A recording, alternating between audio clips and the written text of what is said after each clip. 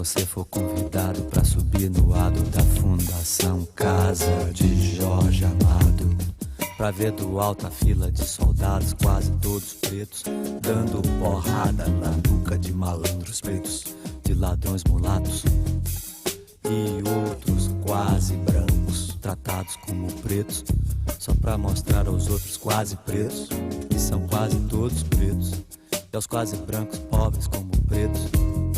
Como é que pretos, pobres e mulatos, e quase brancos, quase pretos, de tão pobres são tratados?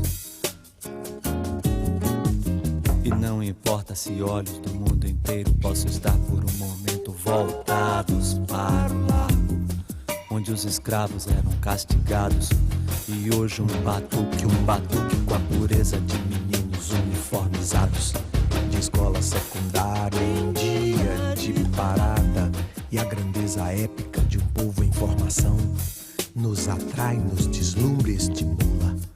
Não importa nada, nem o traço do sobrado, nem a lente do fantástico, nem o disco de Paul Simon.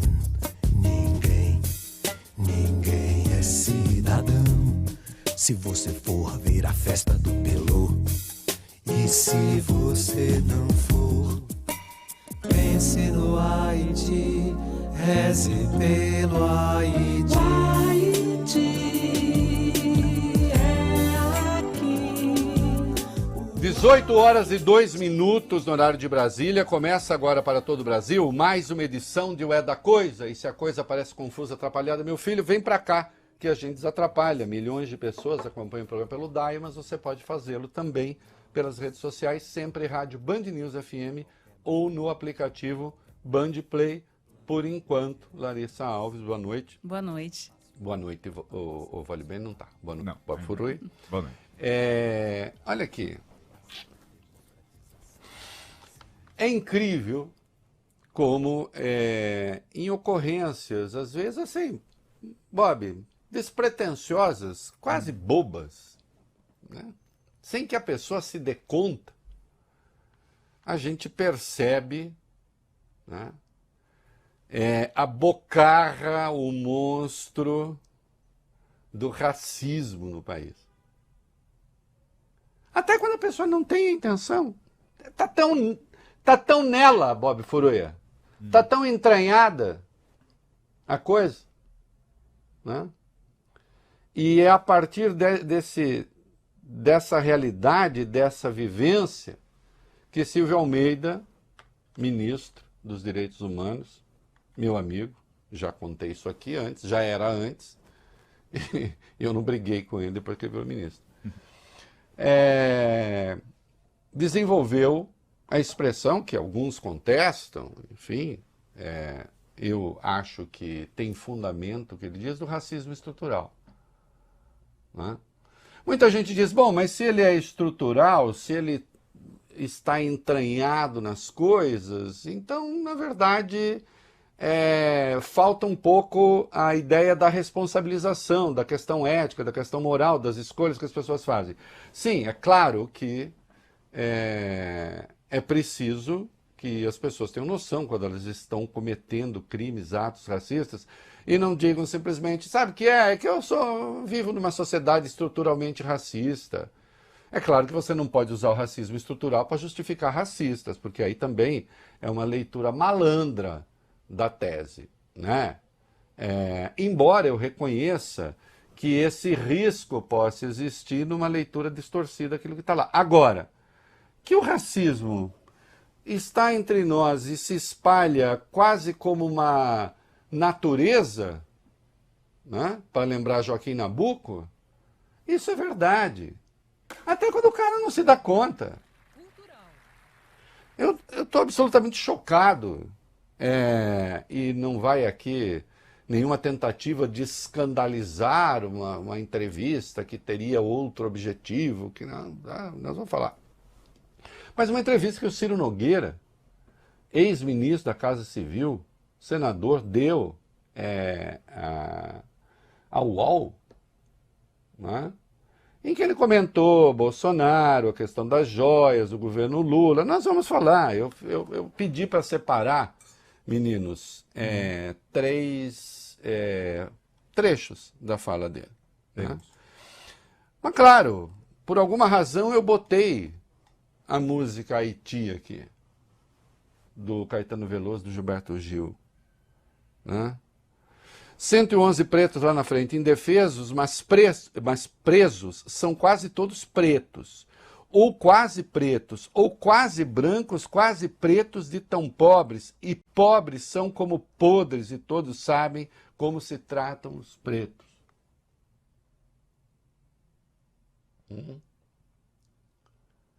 E aí pense no Haiti, o Haiti é aqui.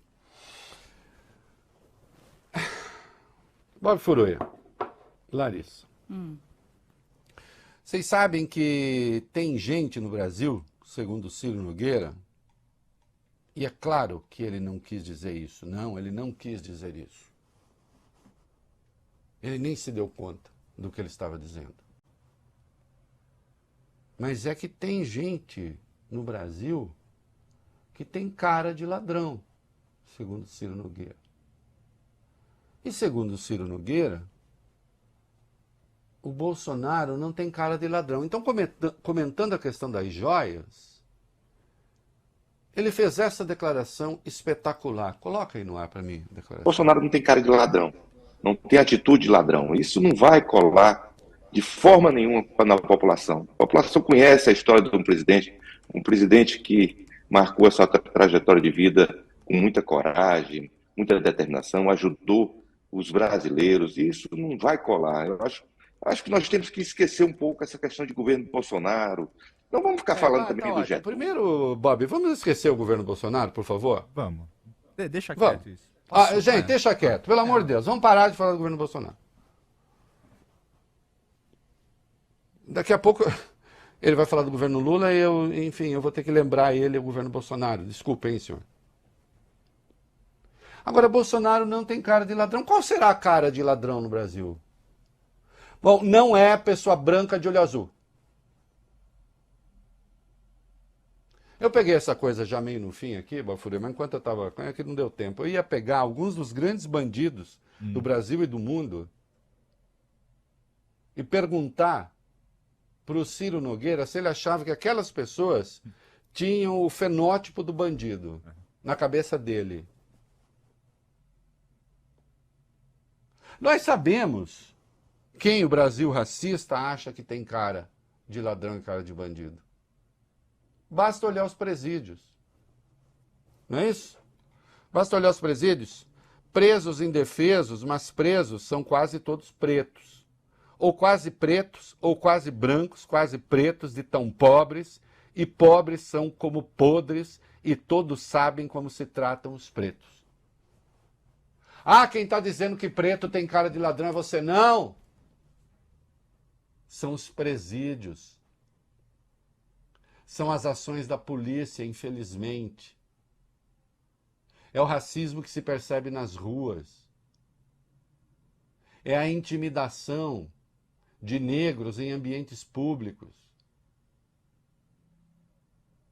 Nos restaurantes. Quando não há intimidação, ela mesma é intimidação com o olhar. Já contei aqui a experiência de jantar com um negro num restaurante chiquérrimo de São Paulo. Como se estivesse entrando um ET. Não é? Então, assim, com a devida vênia, senhor, é de uma cara de pau em sendo consciente, em não sendo consciente, falta-lhe tanta coisa, né? Formação mesmo, apuro ético, apuro moral, para evitar dizer essas coisas. Então não cola, olha, Bolsonaro agora, nós vimos, ficou com o terceiro lote de joias e eu quero saber, eu estou muito interessado, acho que o Brasil está interessado em saber por que o governo da Arábia Saudita gosta tanto do Jair Bolsonaro. Vai gostar, sim, lá longe. 16,5 milhões as joias femininas, mais de 1 milhão aquele lote de joias masculinas que foi devolvido, mais de 1 milhão esse outro lote. Nós estamos falando de quase 19 milhões em joias? Só porque Bolsonaro não tem cara de ladrão, Bob Furui? É isso? Olhos azuis? Se apaixonaram pelos olhos azuis do Bolsonaro? Está inferindo alguma coisa? Não, estou perguntando. Estou perguntando. Aliás, tenho curiosidade de saber se o governo da Arábia Saudita quiser informar quais outros governantes do mundo ganharam quase 20 milhões em joias. Quase 4 milhões de dólares em joias. Do que nós sabemos. Agora, parabéns, Ciro Nogueira. O Brasil de Ciro Nogueira, que vem da elite política, né, do seu estado e do Brasil, né? No país de Ciro Nogueira, algumas pessoas têm cara de ladrão, outras não têm. E aquelas que não têm, Bob Furui e a Larissa, gozam de uma vantagem formidável. Não é mesmo? E mala sorte daquele que tem. Que dada a tradição, a formação, a tradição e a herança racistas no Brasil, então arcam com o peso de ter cara considerada de ladrão. Então isso aqui, vindo de um senhor da guerra da política brasileira, isso deseduca, né? E torna o Brasil ainda mais bruto, mais estúpido, mais cruel e mais violento. Queira o senhor ou não. Se o senhor não quer, e vai dizer que não quer, né, Bob Furui? Ô Larissa, você acha que ele vai dizer que ele quer isso? Não, claro que ele não quer. Então tem de se instruir. Então tem de estudar. Então tem de fazer uma escolha moral, que é individual, e uma escolha de natureza ética. Não é? Ele fez uma avaliação do governo Lula e comparou, inclusive, o Lula com o imperador Nero, o que revela, a meu ver, ignorância sobre o Lula e sobre o Nero. Vai. O sentimento em Brasília, Jesus, é que esse governo não começou, né? Eu acho até que começou. Às vezes eu tenho medo de ser processado por fake news, dizer que esse governo começou. É um governo completamente frustrante. Hoje eu fiz uma postagem no meu Twitter que eu disse, olha, esses ataques do governo federal, do presidente Lula, do ministro da Casa Civil, é aquele sujeito que ataca o termômetro em vez de atacar a febre. Então, são situações, o mundo inteiro está vivendo esse processo inflacionário, com dificuldade, grandes bancos quebrando no mundo, né?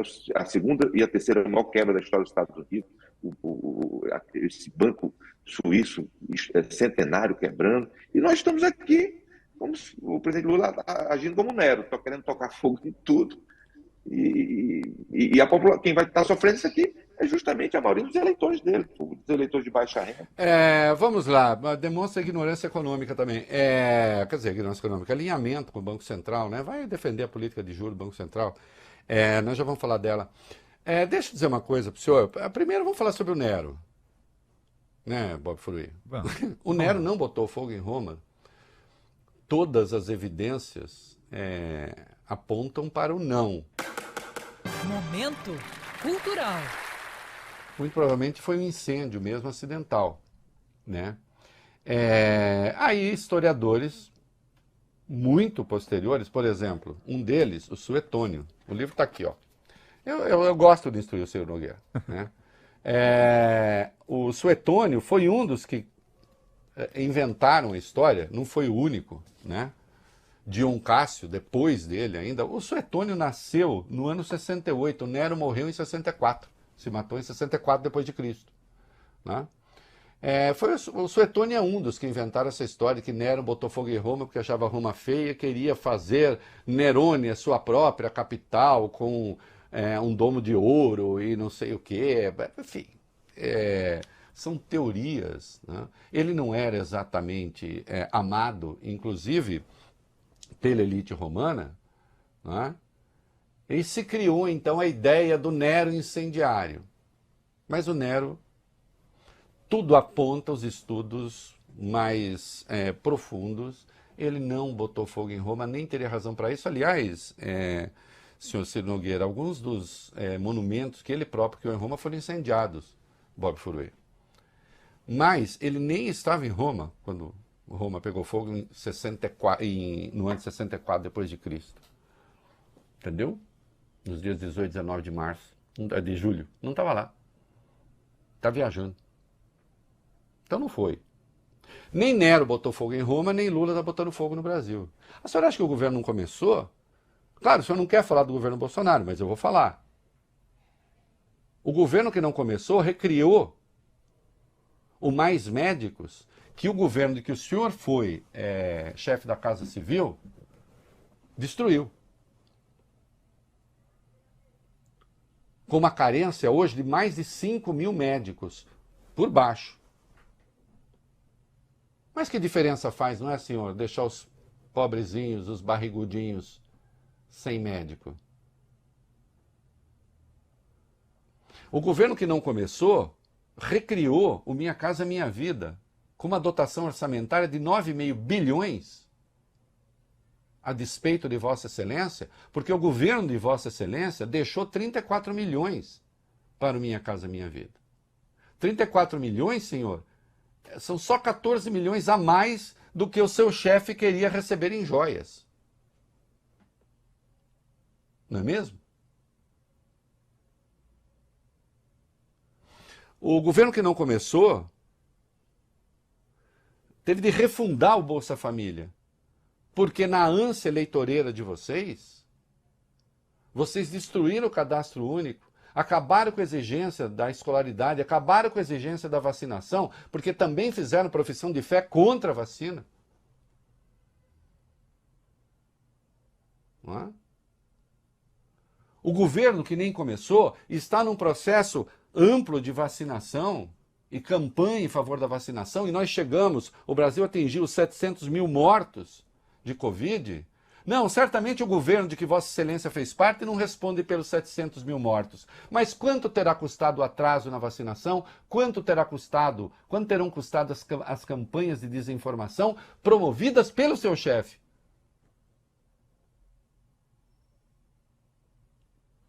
Tivesse a pregação do Bolsonaro rendido uma morte e já seria um governo homicida. Mas o que se estima, uma vez que estimulou a concentração de pessoas, uma vez que estimulou a medicação irresponsável, o que se estima é que matou muito mais do que isso. O governo que não começou está empenhado em criar um novo marco fiscal porque aquele que vocês diziam seguir nunca foi respeitado, com pandemia ou sem pandemia. Vocês fizeram 2 PECs inconstitucionais, a rigor 3, contra o teto de gastos na prática. Então vocês são defensores de um teto que vocês não seguiram. E qualquer um que seja estafeta de Bolsonaro, acusar o outro de ser Nero, realmente, né? Eu diria assim, o Suetônio, o Bob, o Larissa, ele contava coisas dos imperadores, ele não gostava dos imperadores, ele tratava mal. Né? O Nero é um dos que ele bate, o Calígula também, primeiro ele trata o Calígula como um grande príncipe, depois o Calígula vira um demônio encarnado, né? Coisas que o Bolsonaro dizia, às vezes me lembrava não o Calígula real, mas o Calígula do Suetônio. Ô Ciro Nogueira, você tem o direito de fazer política, claro. Não tem o direito de produzir ignorância. E finalmente, claro, ele já está empenhado em criar candidaturas, meu Deus do céu, 28 de março, não fechamos nem 90 dias de governo. Né? E essa gente já sonha alto. E eu não sei não, se não apareceu aí na fala dele uma personagem Uma personagem que eu criei na política, adaptando um autor francês. Solta aí, vai. Ele está falando Tarcísio, como é que é o negócio aí? Jamais vai ser candidato contra o presidente Bolsonaro. Se Bolsonaro for candidato, Tarcísio não é candidato. Certo? O Tarcísio não tem a rejeição do Bolsonaro. O Tarcísio não tem a rejeição do Bolsonaro. Hoje, o maior número de eleitores que nós temos no país é o antipetismo e o antibolsonarismo. Então, o Tarcísio realmente não teria essa rejeição. Mas a prioridade hoje é a candidatura do presidente. Acho que quem é o número 1 hoje é o ministro, é o governador Tarcísio. O governador do maior estado eu estive em São Paulo, é um estado que eu visito bastante. Estou impressionado com o crescimento. O Tarcísio virou praticamente uma unanimidade em São Paulo, né? Mas nós temos aí também o governador Zema, o governador Ratinho, a ministra Tereza, que é um nome fortíssimo. Eu não tenho dúvida que o leque de opções da centro e centro-direita é muito maior que o leque. O senhor não falou da Michele Bolsonaro, né? O senhor não falou da Michele Bolsonaro. Eu acho que a Michele pode até compor uma chapa como vice ou ser candidata ao Senado. Não vejo ela com perfil de disputar a presidência da República, porque acho que essas pessoas estão à sua frente. Não tem nada mais divertido do que o sujeito que faz política imaginando que os outros não fazem. Então fica parecendo assim, não, o leque é muito maior, você vê, ele está sozinho, muito impressionado com o que está acontecendo com o Tarcísio no Brasil, em São Paulo, e não sei o quê. E aí vocês viram, eu gostei do negócio assim, Tarcísio não tem não tem o antilulismo, não tem o antibolsonarismo, e portanto ele seria essa coisa nem um nem outro, só que ele não é nem. Obviamente ele não é nem. Ele tem uma marca ideológica. Se vai ser assim mesmo, como Vossa Excelência diz, agora seria prudente esperar um pouquinho, não é mesmo, o Bob Furunha? Eu lembro que o Lula ficou ganhando no primeiro turno um bom tempo nas eleições essas passadas, e Bolsonaro acabou ali, depois com medidas ilegais e eleitoreiras, acabou encostando. Aliás, Ciro Nogueira era um daqueles que anteviam, prometiam sempre para a semana seguinte a grande virada. Não é isso? Que acabou não acontecendo, né? Mas tá bem, vai lá, invista. Olha, um conselho que eu lhe dou, invista nesse negócio. De nem, não tem rejeição e tal, vamos lá. Bom, quer lançar o Tarcísio desde já? Então que se trate Tarcísio como candidato, porque Bolsonaro ficará inelegível. E o senhor sabe disso. É prudente já lançar a candidatura do Tarcísio só para o senhor encontrar um lugarzinho aí para o senhor na política? Não parece. Mas isso é com o senhor, né? Essa é uma questão política. Comento aqui porque foi dito, afinal de contas. Agora, a sua entrevista.